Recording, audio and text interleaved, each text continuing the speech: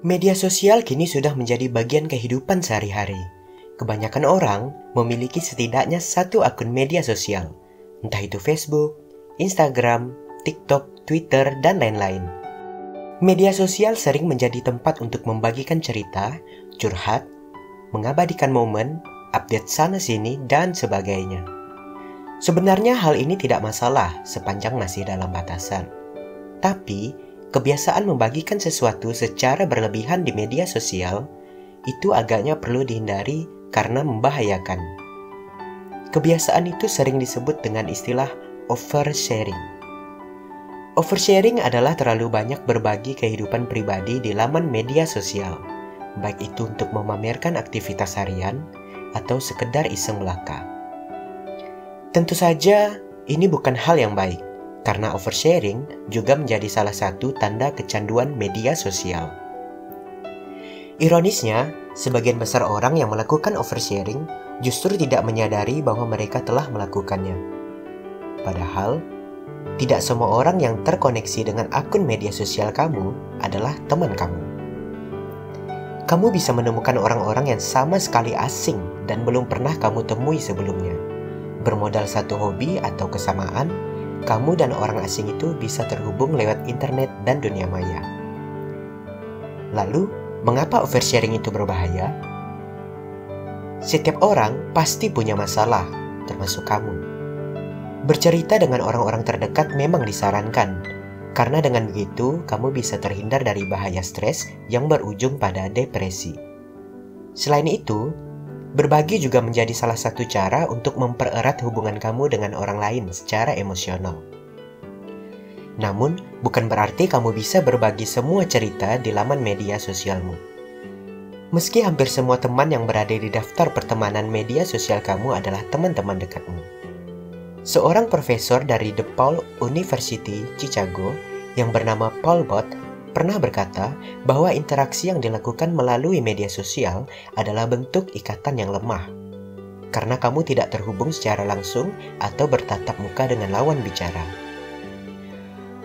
Oversharing sebagai bentuk dampak kecanduan media sosial tentu harus diwaspadai, karena ini menunjukkan bahwa kamu sudah mengumbar kehidupan pribadi secara tak langsung pada orang-orang yang bahkan tidak kamu kenal dengan baik.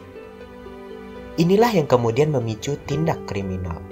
Sebuah studi menunjukkan bahwa tindak kejahatan tertinggi berasal dari interaksi yang terjadi lewat media sosial. Selain itu, perilaku oversharing kadang-kadang bisa disebabkan oleh perasaan takut akan ketinggalan. Ketika melihat orang lain melakukan sesuatu yang menyenangkan dan menarik, bisa membuat kamu berpikir bahwa hidup orang lain jauh lebih baik daripada kehidupan kamu. Misalnya, bila kamu sering melihat foto liburan atau gaya hidup teman-teman kamu yang nampak mewah dan menyenangkan, kamu mungkin tergoda untuk membagikan foto-foto kamu juga, agar terlihat menarik atau dikagumi oleh teman-teman kamu. Takut akan ketinggalan diketahui memiliki peranan besar pada oversharing, dan seringkali memberikan efek merugikan yang lebih besar pada kesehatan mental, yaitu ketidakpuasan yang ekstrim. Bila kamu tidak menerima jumlah likes atau komentar seperti yang kamu harapkan, kamu bisa merasa kecewa, stres, atau bahkan berpikir bahwa kamu tidak disukai oleh teman-temanmu.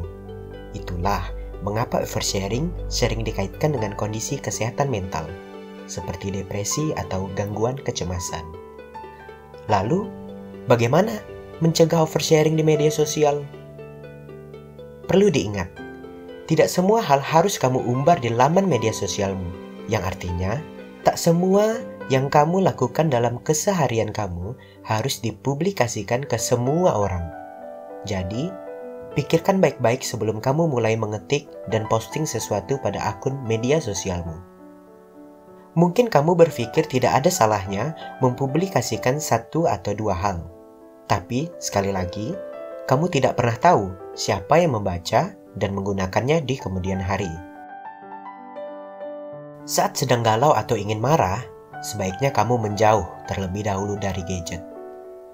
Faktanya, pelaku oversharing berasal dari orang-orang yang galau atau sedang dikuasai oleh emosi. Selanjutnya, kamu harus lebih selektif.